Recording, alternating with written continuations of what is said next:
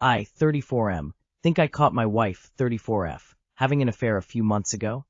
4 months ago, I was downstairs and got a notification that my wife had joined Telegram. This was at 12:30 a.m. I use Telegram for work, but was unsure as to why she decided to download it in the dead of night. A few days go by, and it's still dawning on my mind. So I picked her phone up, and to my surprise could not find the app on there. So I thought maybe she was interested in what the app was and deleted it. However, I'd noticed her behavior had changed a bit. Like when I walk into a room, she'd tilt her phone forward. This again made me question what's going on. That weekend we went to a wedding out of town and stayed in a hotel. She gave me her phone to hold while she went into the bathroom. This time I checked the Google Play Store to see if the app was in her phone, then I could click on open, and it was. When I opened the app, I was asked for a password as she had hidden the app in her phone and password protected it. I knew something was up, so I confronted her about it. She grabbed the phone off me, and we started to argue. She was very defensive, and I kept on telling her to open the app. She was tilting the phone towards her, and it looked like she was trying to erase any messages in the phone. I've never seen her act like this in the almost 15 years we have been together. She kept on saying she can explain, and how it looks bad. She eventually gives me the phone, and there is a single chat in Telegram with someone called Dave, but there are no messages. Everything has been wiped. She then tells me how she was trying to scam bait someone on Facebook to see how it works, as her dad had fallen victim to a scam on Facebook. But I asked her why hide the app, and she could not answer. When we get back from the wedding, she have a chat, and she tells me the same story, but she still can't tell me why she had the app hidden on her phone and where all the messages went. I decided to give her the benefit of the doubt and move on. But now looking back at it, I think she was having an affair with someone.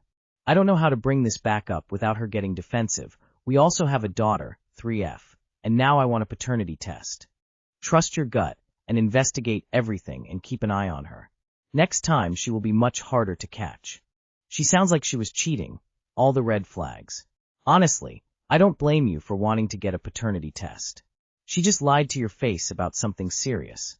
So what do you want to do about this? You could ask her to join couples counseling on top of the paternity test. To try and save the marriage and find out why she cheated, hopefully only emotional cheating, but just in case, get all the STD tests, HIV and AIDS. Ask for HSV 1 and 2 tests. Everything. If you think it's something you can get through together, then take the steps. But if she refuses and continues lying, then you have your answer. A marriage cannot survive on lies and mistrust. I live by a truth that the deceit I've caught is only at least 10% of the deceits that have actually happened. Please do a paternity test. She hid it, and then deleted the messages. Not sure why you watch her delete them, then gave her the benefit of the doubt. I'm guessing that she told you she would stop scam baiting. If so, check her battery usage. If a delete app is using power, she's downloading it and deleting it. By the way, you could causally ask her dad about being scammed. It's possible he was and she just used it for cover, but it could have been a complete lie. Honestly, pick an easy time where you can go out somewhere easy to talk, but not at home. Then be honest. Tell her you believe she was having an affair and you've been second-guessing the relationship. Tell her that you've considered a DNA test on your daughter as your doubts are creeping in. Do this calmly and don't get angry. Tell her how she thinks you guys should move forward, and if there's anything she would like to admit or confess, as now is the time, and probably best time to try work through anything that could come up later on. Of course she is cheating with Dave, but now she hides it better. I, 31F, found out that my boyfriend, 29M, has cancer right before I was about to break up with him. I, 31F, have been with my boyfriend, 29M, for a little over a year. For this post, I will call him John. He's a great, wonderful guy. However, I just don't have the connection or feelings I would have hoped to have developed for him by now. This is embarrassing to admit, but I've never been in a serious relationship, and I think I settled for the first man who's given me any attention in years. We don't agree on children. I want kids, he doesn't. I want to get engaged/married, start a family. He doesn't care about marriage. And there are many other things that have pushed me to wanting to end the relationship. Over the summer, I went on a trip with a couple of my friends, and I told myself that when I got back, I would end things. Well, when I came back, I got the news that he has cancer, and it's pretty terminal, and he could have maybe 5 years to live if treatment goes according to plan. I obviously didn't go through with the breakup, and now I'm torn on what to do. I have no romantic feelings for him, and at this point I'm only staying with him out of feeling sorry for him. I care about him, of course, and feel terrible that he has to deal with this. But I feel like it's not fair for him, or for me to stay with him because I feel sorry for him. Wondering if there is anyone else out there has been through something similar? Or just any advice on what I should do. Edited to add. Thank you all so much for your comments and advice so far. I really didn't expect to get this many responses in such a short period of time. I do want to try and answer a few questions that were asked. 1. I don't want to disclose his actual diagnosis, as that could give away my identity, but I can confirm that his cancer is a stage 4. He is on chemo and radiation, but there is no curates just to shrink it. The cancer will never go away. 2. He is not abusive or mean in any way. In the beginning of the relationship, he did say he wanted kids, but wanted to wait for the right time in his career before having them. In the past year, he made zero effort in doing what he needed to do to kickstart his career. And then a few months ago, he started saying he doesn't want kids at all. So yes, I have led him on the last couple months because of the diagnosis. However, I feel he led me on the entire first 7 months of the relationship. 3. He does have a huge support system. He has both his parents, grandparents, aunts, uncles, and tons of siblings that have all came together to help take care of him. Just to clear the air, no, I don't think he deserves to be led on. And if the roles were reversed and I was the sick one, I would 100% want to be broken up with. In fact, I would probably set my significant other free from having to make that decision. The reason I came to Reddit is because everyone in my personal life, including my closest friends, and even my mom, who is my best friend, all say that I should stay with him. So when I hear this every day from them, of course they're making me feel guilty for feeling the way I do. I now know I'm not alone in my thoughts, considering almost all of you feel exactly how I feel. And all your comments have given me the confidence to do what I need to do, and I can't thank you all enough. If your boyfriend really has 5 years to live, don't make him spend that time with someone who doesn't fully love him or want to be with him. Let him find what happiness he can in the times got left. Never stay with someone because you feel sorry for them. You can tell the truth that you have been thinking of breaking up for months, that knowing that you both were incompatible / your needs were different. Then still be friends somewhat. Hi. This man doesn't want to get married and doesn't want to have kids. I can assure you he would not hang around and spend half a decade or more of his life to help you through treatment. That's spouse stuff. You're not the bad guy. Be honest with him and break it off.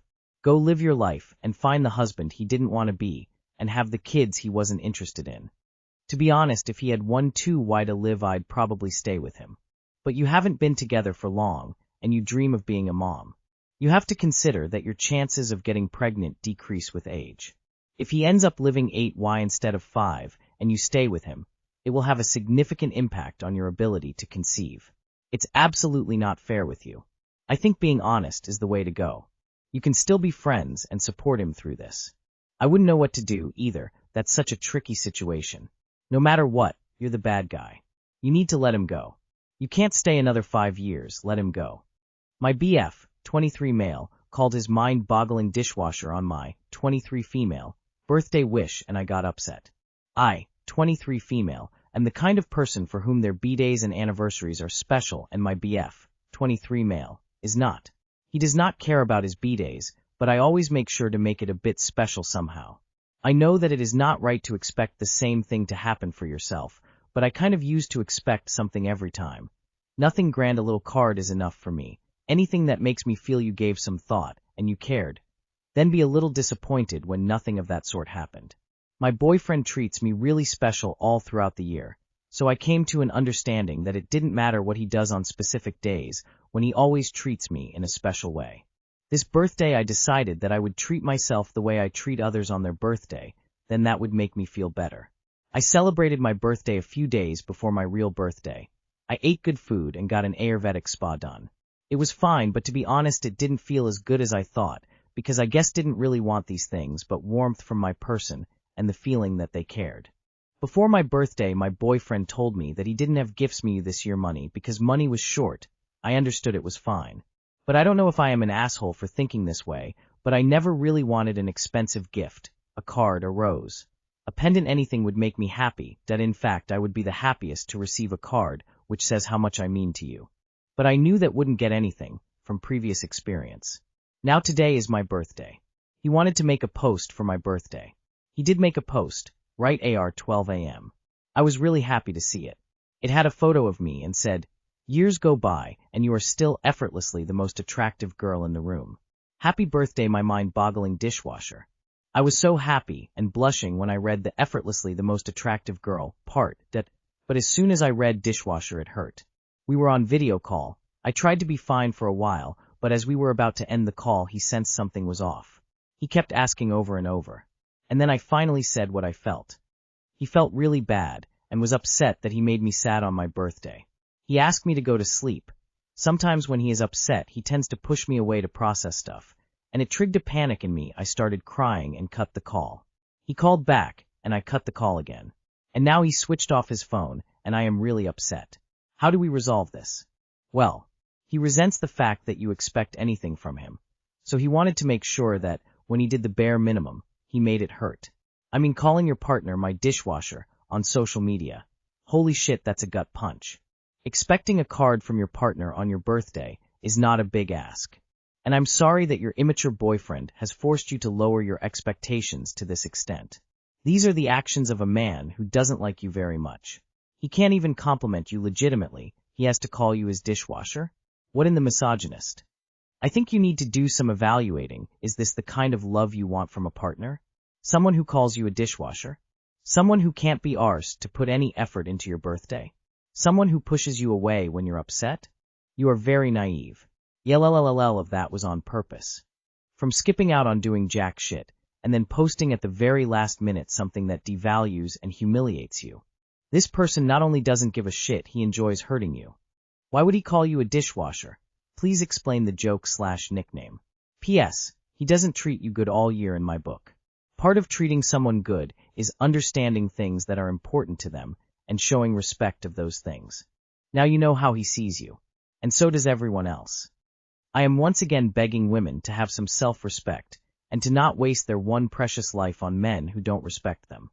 I, 29M, cannot stand anymore my fiancé's 31F anxiety.